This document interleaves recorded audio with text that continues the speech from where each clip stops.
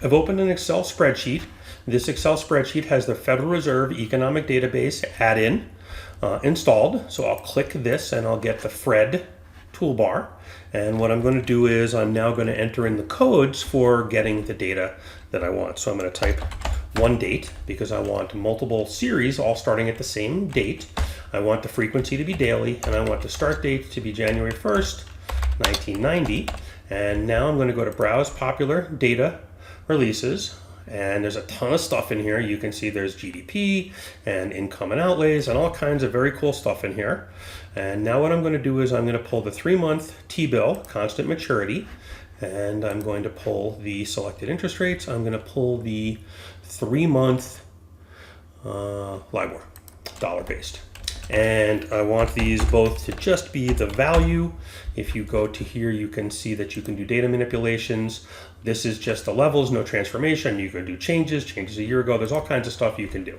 So now that I have these codes in, I'm going to click Get FRED Data, and it's going to pull the daily values for the 3-month T-bill and 3-month LIBOR.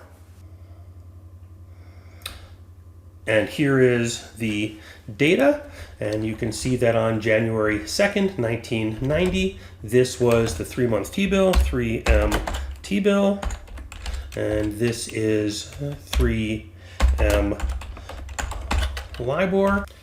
So just a quick review. LIBOR stands for the London Interbank Offered Rate. It is the rate paid by very large banks for offshore US dollar denominated deposits, historically in Europe, historically in London, which is why it's called the London Interbank Offered Rate. The deposits are referred to as Eurodollar deposits. And since these are deposits made at the very largest bank, the banks with the very best credit, this rate is generally the lowest market rate. It differs from the Fed funds rate, and it differs from other domestic rates which can be controlled by the Fed or the FDIC. This is considered to be the base rate for very short-term US dollars for the very, very best borrowers apart from the US government, which is why we are comparing this LIBOR rate to the rate paid by the US government. We're looking at the LIBOR rate relative to the Treasury rate. Remember that but since the London Interbank Offered Rate is the rate that is paid on Eurodollar deposits, it's often sometimes called the Eurodollar rate. And so, for example, in the futures market, the Eurodollar futures are essentially futures contracts on LIBOR. So for the purposes of our discussion, Eurodollar rate and LIBOR are synonyms. Okay, and we're back to the spreadsheet, and what I'm going to do is I'm going to very quickly move these two over by one column, and now I'm going to calculate the TED spread. And the TED spread is going to be the difference between the LIBOR rate, or the Eurodollar rate, and the Treasury rate. And notice that since the US government is a better credit borrower than even the largest banks, that this is a positive number. And the way to interpret this is that the banks were paying about 54 basis points, well, more than the US government. And I click this and I go down and I can see the spread all the way down every single day from 1990 through 2020. Okay, I've already graphed these, so I'm going to go to the graphs, and the first thing I'm going to look at is the T-bill and LIBOR rate. And so you can see the rate on the Treasury bill and LIBOR, and you can see that the orange line, which is LIBOR, is above the blue line, but they obviously track each other, except of course a couple of goofy anomalous spots, and that's what we're interested in today. And so here I'm going to graph the TED spread, and note that the scales are going to be the same. I'm still going from 0 to 10, and so you can see that in most normal times, the TED spread, every once in a while it gets above 100 basis points. It doesn't really get above 200 basis points.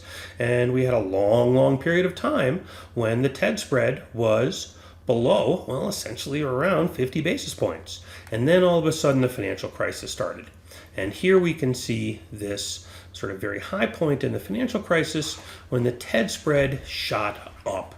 And we can see what ended up happening was, going back, that the T-bill rate went to 0. There was a flight to quality, and nobody wanted to lend money to anybody else except the US government. They were afraid that everybody else would fail. But all of these banks were in desperate need of borrowing. They needed to borrow this week to pay off last week's debt. And because of this, they kept offering more and more and more money on their loans, even though people were willing to earn nothing on U.S. government debt. Banks essentially had to pay, 4.5% or 450 basis point premium to what the U.S. government had to pay. And as you can see, things settled down. The TED spread dropped back down to where it had been prior to the crisis. But this shows the extent of the, liquidity crisis that happened during this Great Recession. Remember, this is not asset liquidity. This is corporate or bank liquidity, the ability to borrow again this week to pay off last week's loan. This bump in the TED spread, the rate that banks had to pay on euro-dollar deposits relative to the rate that the U.S. government had to pay on treasury bills, demonstrates the extent of this liquidity crisis. Remember, this is corporate liquidity, not asset liquidity. This is when really the LIBOR and Eurodollar and commercial paper markets failed. None of these entities could actually borrow money. No one wanted to lend money to them. They all wanted to lend money to the U.S. government instead. And we'll talk about this later when we get back to money market mutual funds and talk about how the crisis affected money market mutual funds. Okay, this is the end of the material for the first chapter. Again, I will cover the funding of subprime mortgages by money market mutual funds in more depth in a separate PowerPoint presentation.